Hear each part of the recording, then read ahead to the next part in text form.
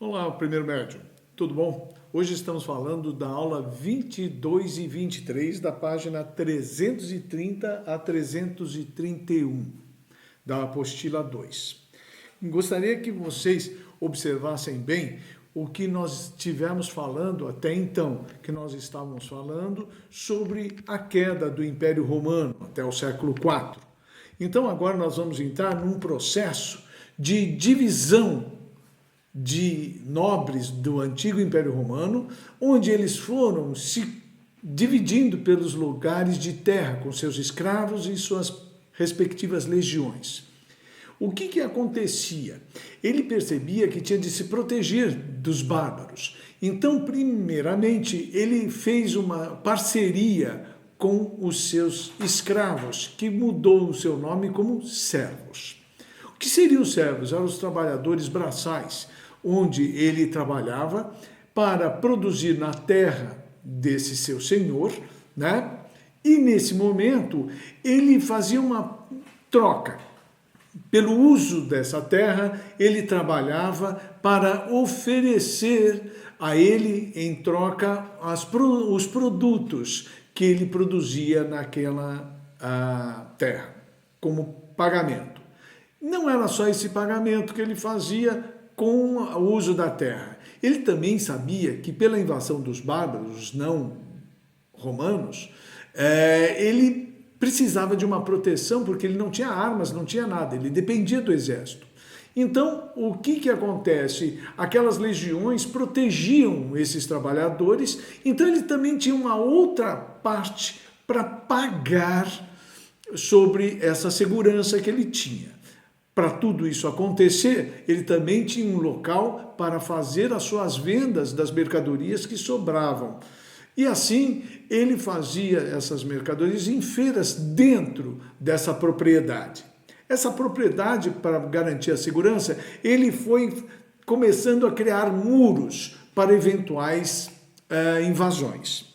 Vamos começar nessa aula 22 e 23 a seguinte forma. Aqui nós temos a forma de proteção que eles faziam dos seus castelos, das suas proteções rurais. E lá dentro eles faziam toda a sua situação. E o que nós temos? Primeiro, como é que era a economia feudal? A economia feudal é marcada pela fraca atividade de comércio, ou seja, ele dependia única e exclusivamente da sua manutenção e produção local, ou seja, agricultura de subsistência, né? Ou de autossuficiência. A economia permitia pouca mobilidade social. Nós temos aí dividida em três partes. O que era o clero, que era o topo da linha. Depois nós temos a nobreza e os trabalhadores, que vinham ser os servos e os trabalhadores braçais. Ou seja, marcando de novo, três partes. Nós temos o clero, número 1, porque ele dava a identidade do antigo Império Romano como uma unidade. Vejam bem. Então, ele que determinava a situação de todos esses castelos ou nobreza que eram herança do Império Romano. Então ele fazia como chefe geral, o clero, depois nós temos a nobreza e por terceiro os trabalhadores braçais. Fixem isso. Depois, no terceiro parágrafo, nós temos os servos feudais vinculados somente à terra. E como eu falei, ele dependia de trocar essa segurança desses senhores, onde ele morava, com uma parceria usando a terra, pagando através dos seus produtos ou produções que vinham fazer. E também pagavam sobre a segurança, de novo, que eu já falei, e por uma terceira coisa, pelo uso de instrumentos, ou seja, o uso de equipamentos como moinho e o forno, que eles eram obrigados a fazer para armazenar, sacar e levar e transportar para o senhor feudal. Muito bem, vamos entrar na parte 2 desse ponto. A relação entre os nobres medievais havia um sistema. Nós temos um sistema que nós temos aí muito claro. suzerania e vassalagem. O que era o suzerano e o vassalo? Muito bem, pelo comodatus que nós falamos na última aula, que é uma herança germânica, ele tinha fidelidade. E essa fidelidade era usada o seguinte: ele tinha uma grande região de terra. Então, o seu suzerano dividia essa terra em pedaços menores com os seus vassalos, ou seja, pessoas que cuidavam dessas terras que eram muito extensas, onde ele podia fazer uso vitalício dessas terras. Olha bem, gente, nesse momento, ele tem alguma coisa do comodatus, ele tinha de retribuir esse privilégio que ele podia fazer da terra o que quisesse. Em contrapartida, ele tinha de dar fidelidade ao seu suzerano, que era uma, vamos dizer, fidelidade em partes de militarista.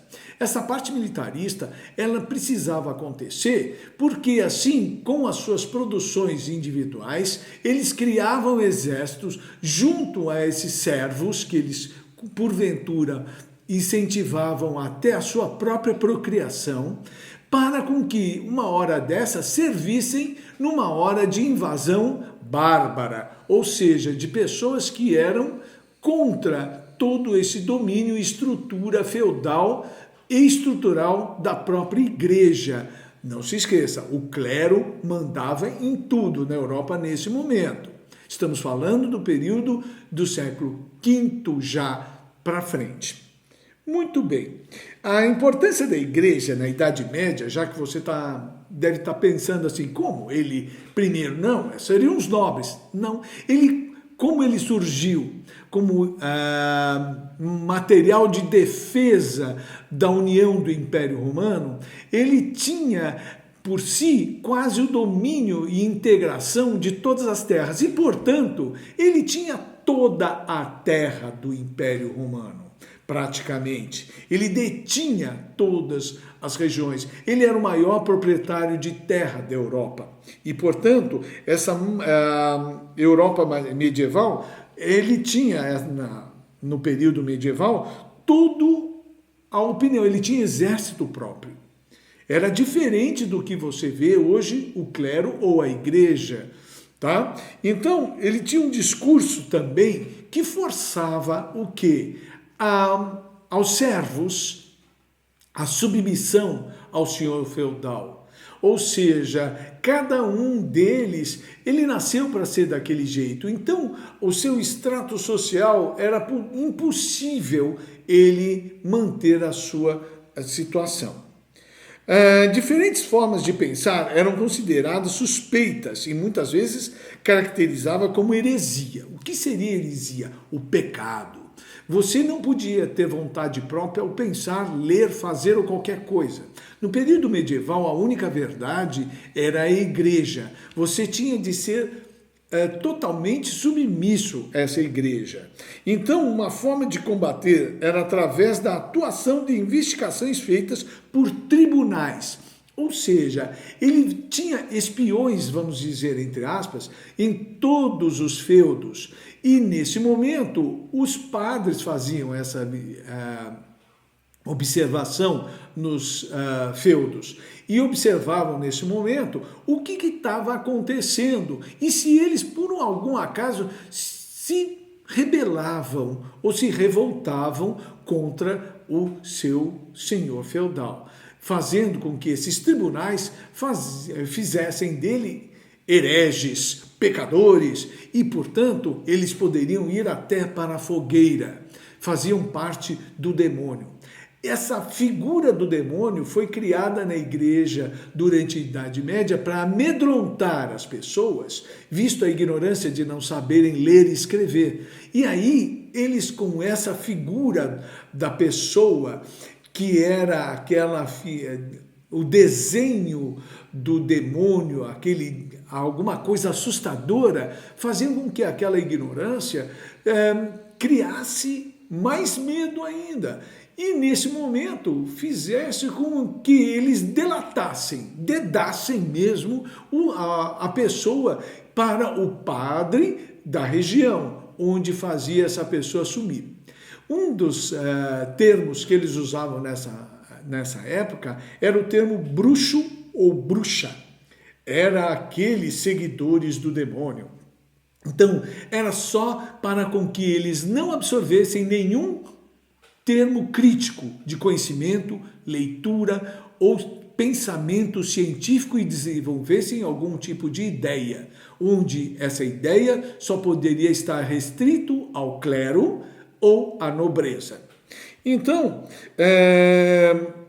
no último parágrafo, nós vamos ter aqui muito claro, o cristianismo teve um importante papel na criação de uma identidade europeia, porque elas, vamos dizer, por isso que tem o nome Papa, é o Pai, né? Onde ele envolve um sistema, onde ele agrega todo aquele como fator de identidade. Além disso, a identidade cristã definia os limites de alteridade social. O que é a alteridade social? Ela tinha a identificação de como ela devia ser feita. E o outro, como não cristão, o exemplo dos judeus e muçulmanos, sempre vistos como estranheza pela sociedade feudal. Eles eram os bárbaros, não acreditavam em Deus. Ou seja, era uma forma de controle. Como o resto da população de servos não sabiam dessa realidade, ele passava do jeito que era. Bom, estou concluindo a aula 22 e 23. Eu gostaria que vocês fizessem os exercícios de 1 a 2, não é tanta coisa, mas agora eu quero uma coisa diferente. Além dos exercícios que eu quero a resposta, como retorno, vocês vão me dar também um breve resuminho junto com essa resposta, como fator de frequência de vocês.